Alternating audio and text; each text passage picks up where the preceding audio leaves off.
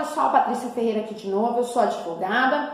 Eu venho denunciando aí as ilegalidades cometidas nesse momento de crise institucional, né, de crise da saúde, onde nossas liberdades individuais, nossas garantias constitucionais estão sendo usurpadas, né, pelo poder público em algumas esferas, sobretudo na esfera municipal. E é onde a gente vai conversando aí sobre as coisas que estão acontecendo, a gente vai clareando a mente das pessoas que estão me escutando. Hoje eu gostaria de falar especificamente sobre as ilegalidades do inquérito presidido pelo STF, o inquérito 4781, mais conhecido como um inquérito das fake news, que mais me parece uma salada de frutas, né, onde você coloca ali pessoas comuns, com jornalistas, com deputados, fala sobre a honra do ministro, ofensa à honra do ministro, a segurança nacional, segurança do ministro, as fake news, e aí vira ali um pacotão, e quem é da área do direito sabe muito bem que aí nós já vemos uma fumaça de ilegalidade, porque o inquérito ele deve ser específico, deve ter ali a parte ativa, a parte passiva, a tipificação legal do crime, né, e não pode ser anexadas várias coisas ali no decorrer do tempo, desconexas do objeto principal do inquérito, que é o que está acontecendo com esse inquérito 4781, né, que no decorrer do andamento, ele foi instaurado em março, né, desse ano, e no andamento foram aí anexados outras coisas, outras ações, e feita ali tudo aquela bagunça, certo? Então, o inquérito ele é ilegal. Ele é ilegal por que ele é ilegal? Primeiramente, porque o Poder Judiciário, o magistrado, ele não tem o poder de instaurar o inquérito, certo? Ele pode noticiar, né, caso ele veja ali um suposto crime, ele pode noticiar ao Ministério Público, à Polícia Judiciária, para que haja a instauração do inquérito, e esse inquérito ele vai ser presidido lá pelo órgão competente, depois vai ser distribuído lá por sorteio, feito o processo, e aquele magistrado pode nem chegar a ver ou processar e julgar essa ação, certo? Então, sendo o magistrado incompetente para poder iniciar o inquérito, você já vê que, primeiramente, nesse primeiro momento, que já há uma certa ilegalidade. Então, qual que é a argumentação dos semideuses para poder instaurar esse inquérito 4781? A argumentação é de que no regimento interno do STF tenha um artigo no qual autorize os magistrados, né, os ministros a instaurarem inquérito. Então, eu deixei anotado aqui para a gente ler o regimento interno para ver o que é que eles estão dizendo, certo? Então, no regimento interno, no artigo 43, diz o seguinte: ocorrendo infração à lei penal na sede ou dependência do tribunal, o presidente instaurará inquérito se envolver autoridade ou pessoa sujeita à sua jurisdição ou delegará esta atribuição a outro ministro. Teria sido válida essa instauração tendo em vista esse regimento interno do STF? Para responder essa pergunta, aonde que nós vamos? Na Constituição, que é a nossa carta magna, que é a nossa orientação. Todas as outras leis, né, quem conhece aí a pirâmide de Kelsen, todas as outras leis são subordinadas à Constituição. Todos os outros regimentos, normativos, portarias, tudo tem que estar, né, de acordo com a harmonia da Constituição, certo? Então tá, para responder essa pergunta a gente tem que ir na Constituição. Na Constituição, quais são as funções institucionais do Ministério Público? Artigo 129, parágrafo 1º, nós temos ali promover privativamente a ação penal pública na forma da lei. Então, a Constituição, ela consagra expressamente esse sistema acusatório. Ela outorga ao Ministério Público a função de acusar, né? Então, nós temos que dividir ali. Não pode ser a mesma pessoa acusando, processando e julgando.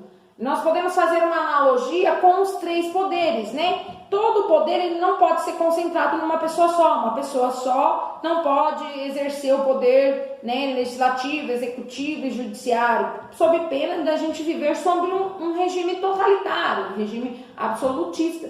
Então, a mesma coisa no processo penal, não se pode acusar, processar e julgar a ação, a mesma pessoa, o mesmo órgão. Essas atribuições devem ser feitas por órgãos diferentes, certo? Então, no momento em que o STF instala um inquérito e que ele mesmo vai processar, ele mesmo vai julgar, já se nota uma arbitrariedade, uma ilegalidade. Mesmo com esse artigo do regimento interno, não é possível chancelar a ideia da instauração de inquérito pelo próprio STF, porque a Constituição não recepciona esse artigo do regimento interno. Então, nós temos aí uma ilegalidade que pode fazer com que esse inquérito seja arquivado. Além da lesão ao princípio da imparcialidade do juiz, ao devido processo legal, nós temos também, em outro ponto, a lesão ao princípio do juiz natural, que diz que não se deve escolher o juiz que irá julgar a ação, né? Essa distribuição das ações, elas têm que ser feita por sorteio, né? O que seria distribuição por sorteio para quem não é da área do direito? Imagine uma grande casa com várias salas, cada sala tem um juiz, tem um magistrado. Se o processo chega no setor de distribuição, esse processo vai ser distribuído para as salas, mas o juiz ele não vai saber de onde veio esse processo e nem você vai saber para onde que vai aquele processo ou para qual juiz vai aquele processo, diferente desse inquérito que foi escolhido a dedo o relator, né? Então, inclusive o relator faz parte do inquérito. Então, nós vemos aí uma lesão ao princípio do juiz natural. De outro lado, outro ponto que também deve ser analisado é a questão da competência para julgar ações em que o próprio STF é parte. Nós nos recorremos mais uma vez à Constituição Federal, lá no seu artigo 102, inciso 1º, tem as atribuições, as competências do STF, e dentre elas seria julgar por prerrogativa de função algumas autoridades que cometam crimes relacionados ao exercício da sua função pública, né? O presidente, o deputado. E aí, nesse inquérito, a gente vê pessoas comuns, jornalistas, influencers, deputados, e virou uma salada, como eu havia dito inicialmente. Então, quem seria competente para julgar uma ação em que supostamente há um crime contra o Poder Judiciário da União? Seria um juiz de primeiro grau, da vara federal, não o STF. Então, nós vemos aí várias ilegalidades que trazem uma única solução: o arquivamento desse inquérito, que é totalmente ilegal. Um inquérito que foi instaurado pela própria corte, onde a própria corte é a parte, a corte vai investigar, vai processar, vai julgar. Isso é, senão, um tribunal de exceção, né? Onde você mesmo julga, você processa, você condena, você aplica a pena. E isso não se pode acontecer. É muito preocupante, né? Quando há uma invasão das atribuições de outras funções dentro do processo legal, e também é preocupante para o estabelecimento da ordem pública, da segurança jurídica, né, dos pilares aí da República, que é a separação dos poderes, né? Então, tudo isso reflete, né, nessa invasão das atribuições de outros poderes. Quando isso acontece, é uma ruptura aos pilares da República, né? Há uma afronta a esse sistema de freios e contrapesos. E isso não pode acontecer. Nós vemos isso na história.